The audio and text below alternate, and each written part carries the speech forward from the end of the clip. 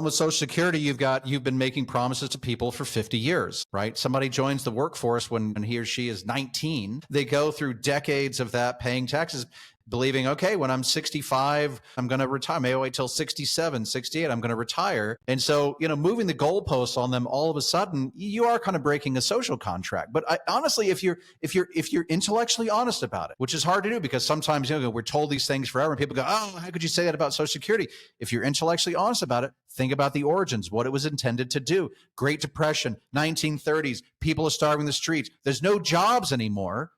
And those very few jobs that were going to be given people that were going to be hired, it wasn't going to be people in their 60s. You had massive unemployment, particularly for lower skilled workers. And so like day laborers that are going to get hired, it wasn't going to be a 65-year-old guy. It was going to be somebody in his 20s. So the guy in his 60s just didn't have any chance of getting a job and was going to starve to death. So said, let's have a retirement program. That's where Social Security came from. And between then and now, it's a totally different program, totally different expectation, totally different cost to the taxpayer as a result of that. So yeah, it's a lot more costly than it was ever intended.